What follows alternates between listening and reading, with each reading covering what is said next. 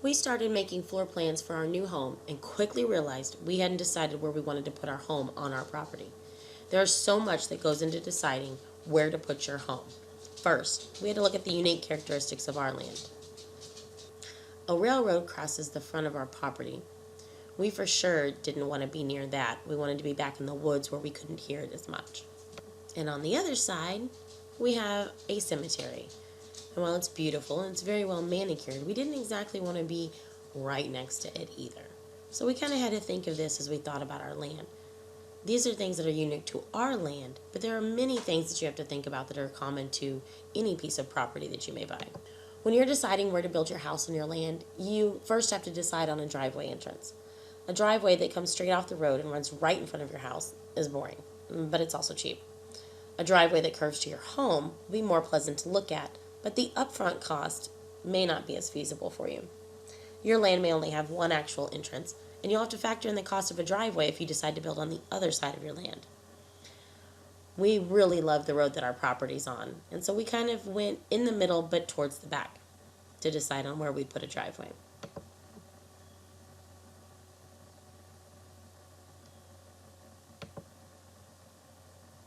We walked our entire property from the front to the back. Don't just pull up into the first 50 feet and plop a house down. Walk the entire thing, preferably during different times of the day, to see what area speaks to you the most. You don't want to miss an awesome view because you didn't want to walk in the mud one day. We found that by shifting just 20 feet, we were able to block the view of a house across the street. So it was worth it to us to walk all along the fence line. Call the utility companies before you decide where you're going to put your house. Running electric is not cheap, and coming off the back of your property and running line to the front might be a bit of a sticker shock if you don't know beforehand.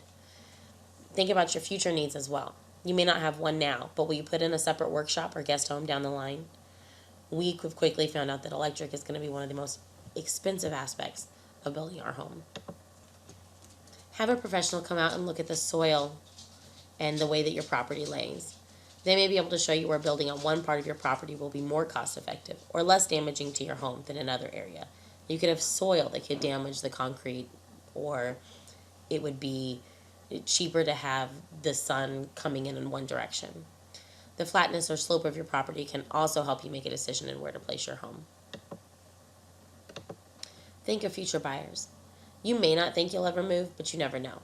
Many homeowners will want to see the front of the home as they drive up. They don't want to drive up to seeing the back of it.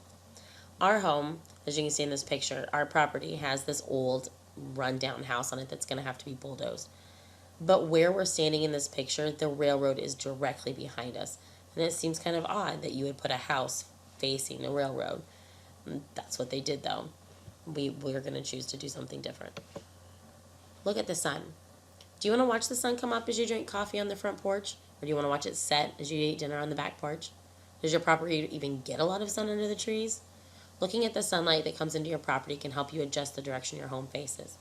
And adjusting your home correctly in relation to the sun can keep your heating and cooling costs down. Smell the sewer. Not really, but you should think about not smelling it. Placing a sewer system of any kind downslope from the home will help your sewer system run better. You also want to think about where you place it in regards to appearances.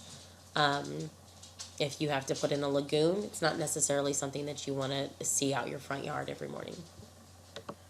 We went out to our property over the weekend, and we walked off the footprint of where we'd like to put our new house. Right now, it just looks like this, a bunch of trees, so we've got some work to do. We'll be doing most of the home building ourselves. To save even more money, we brought a picnic lunch. This was our first meal on the property. The ham was still frozen, and the cheese I had grabbed from the fridge was moldy, because that's how we roll. The kids still scarfed down some salami and mustard tortilla wraps like it was a fancy dinner. They don't look happy in this picture, but they were actually having a good time. This was very exciting to see the first stake go in and know that we are starting the process of building a new home for our family. First day of the new life. We're on the property, setting up the footprint of the new house, each of us in a different corner. This is after we spent an entire 10 minutes clearing brush.